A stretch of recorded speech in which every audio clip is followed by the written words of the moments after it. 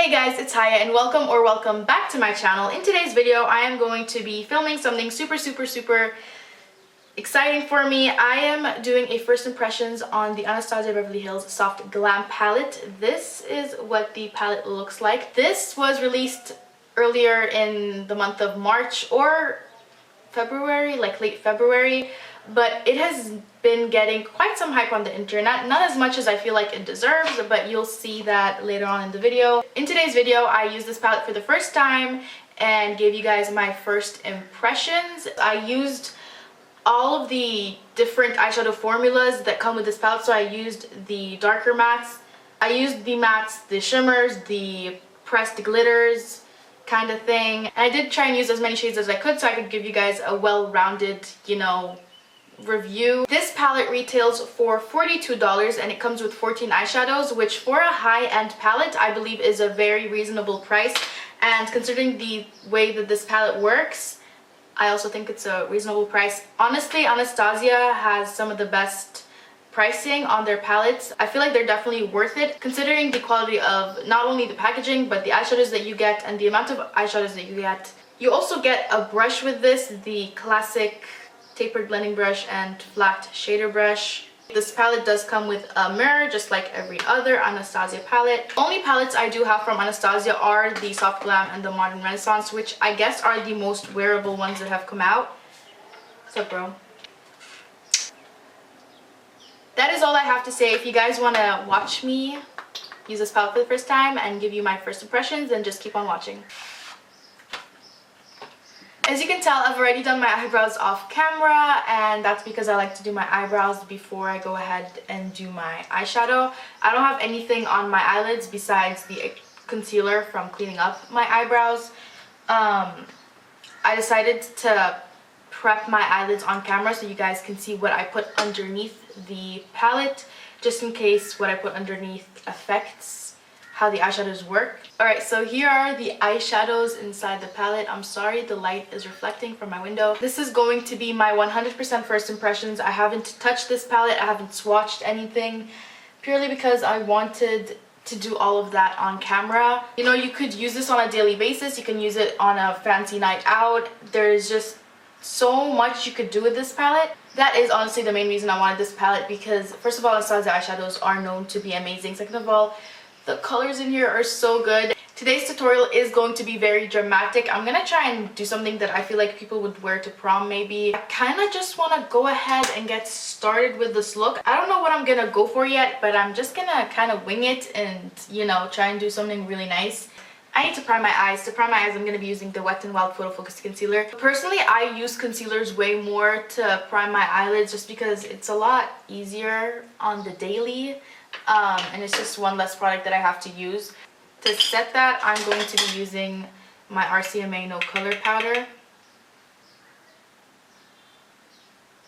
Alright, so my eyelids are set and I am now ready for eyeshadow. The shade Orange Soda is calling my name. It is the orange shade right up here. So I'm going to use this as my transition shade. There is fallout with this palette, just like the Modern Renaissance. I don't feel like it's like a drastic amount, but there is a pretty good amount of fallout. This eyeshadow is not as pigmented as I hoped it would be. I'm going to zoom you guys in so you can see what I'm doing. I like that wash of color. I like that as a transition shade. It's pretty nice. Okay, I'm just gonna show you guys. There is some pretty good fallout, but as I said, it's nothing too dramatic. I feel like it's just as much fallout as the Modern Renaissance, so it's okay for me. That shade specifically has some nice pigmentation to it, but I do feel like I prefer it to be a bit more pigmented. Next up, I'm gonna go into the shade Sienna. The shade Burnt Orange and Tempera, as well as Cypress Umber, are all in the Modern Renaissance palette, so I'm gonna try to not use those today just because I already know how they work and it's the same exact formula. I'm going to be taking the shade Sienna on a tapered blending brush and putting that on my outer corner as well as my crease to deepen up the look. Okay, this color, unlike the Burnt Orange shade, this one is a lot more pigmented. I like that. I'm gonna take the brush I used earlier and just blend out orange soda with sienna. I like how the eyeshadows are blending together. I feel like there's no issue with that, really. I really want to use the shade Mulberry right here. It just looks freaking gorgeous. So I'm going to take the brush that the palette comes with, and I'm going to go with the tapered side and go into the shade Mulberry. That shade does have quite some fallout. Nothing too dramatic. I feel like this shouldn't be an issue because this shade is pretty pigmented. You can't see it on the brush right now, but it is coming on really pigmented, so you don't really have to dip in to the shade very much. I'm gonna go in with the other tapered blending brush I used earlier just because it is a lot fluffier. And I'm really focusing this color on my outer corner.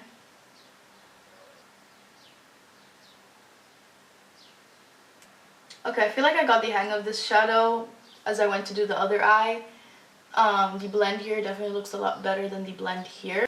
I am dragging the eyeshadow out a little bit just because, as I said earlier, I do want to go for a dramatic look. Look at that blend. I do want to go for a dramatic look, so I'm going to go back in with the tapered blending brush that the palette comes with. And I'm going to go into the shade Noir, no, the black one. Once again, fallout. You can't really see it that much on camera, but there is some fallout, but it is super pigmented, so I understand why there is a lot of fallout. Black eyeshadows scare me, so I'm gonna try and be careful with this one, but I'm gonna just apply this on the outer corner. Oh my god, that is pigmented. Oh crap. Once again, this eye is looking a million times better than this one. Okay, I feel like I really messed up with the black here and I put too much, and this eye looks so much better. Yeah, so I'm gonna wipe off this eye, redo it, and I'll be right back to continue the eyes. I'm back. I redid this eye. This one still looks a lot better. I feel like the main issue with this is that I messed it up here, but that's okay because we're doing a half cut crease. So far, I do really like the palette. I do really like the colors. I like the way they blend. Mulberry and the black one are a bit harder to blend than the rest of the colors, but that doesn't really surprise me because they are extremely dark and highly pigmented shades. I'm going to take the Wet n Wild concealer once again to cut my crease just because it is there. Usually I do full cut creases. I've never tried a half cut crease before. Okay, so I did the cutting. I'm going to take the brush that the palette comes with and I'm going to go into the shade Glistening right here. I kind of want to go in with Fairy.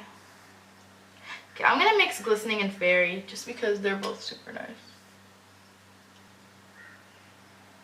Those two shimmer shades are very nicely pigmented. I'm going to use the other side of the brush. I'm not going to pick up any more of the black shade, but I'm going to blend it in a little bit with the shimmer shades here. I really want to line the half cut crease with some gold glitter. Now this does have the gold thing in it, but I don't know if it's gonna be fit for lining. Actually, I'm gonna try and use the shade Bronze. I'm pretty sure these two shades here, Sultry and Bronze, are a completely different shimmer formula to the shade Rose Pink, Glistening, and Fairy. I'm gonna go ahead and take the Too Faced glitter glue. I'm gonna put that on the back of my hand. I'm going to take this Real Techniques fine liner brush and I'm gonna line the glitter glue on top of where I cut my crease. I'm gonna be using the same brush and go into the shade Bronze and hope to God that this works.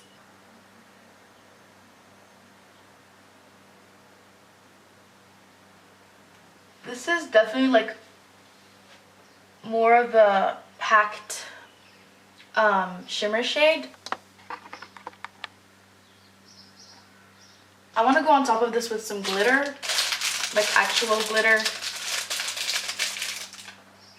because I feel like it would show a lot more. This definitely would have showed if I used a different shimmer shade on my lid. I'm gonna go ahead and finish the rest of my makeup while watching some Riverdale, and I'll come back to finish off the eyes. Yo girl is back, and I'm having a pretty good makeup day, not gonna lie.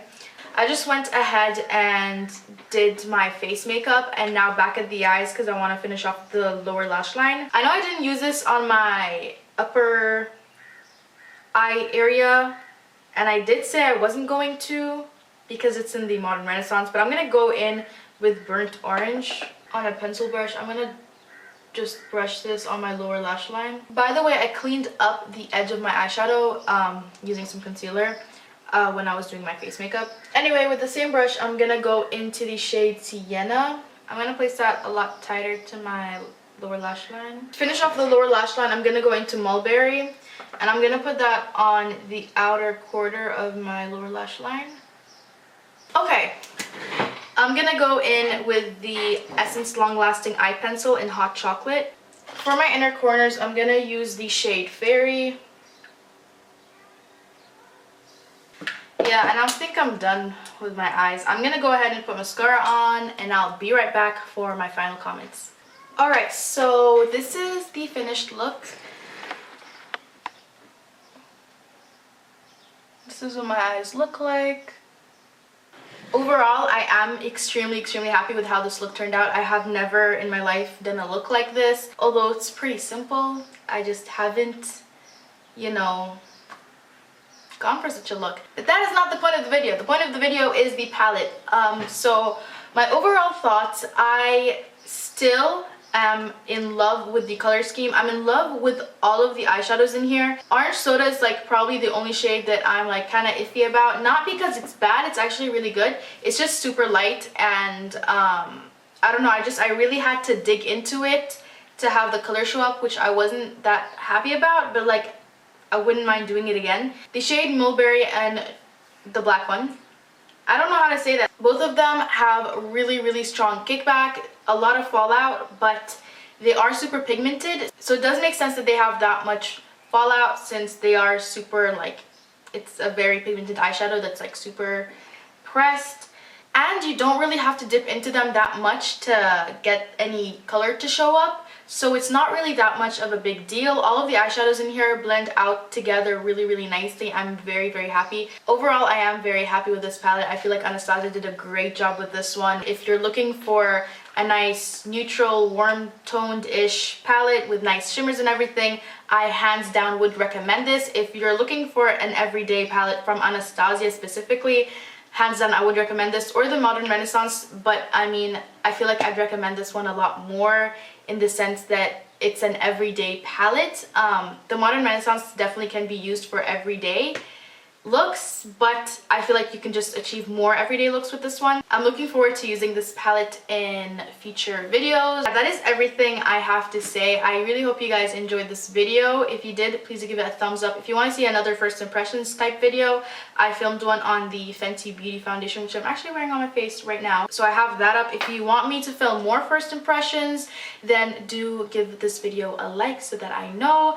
I hope you guys have a wonderful day, and don't forget to keep smiling. Bye!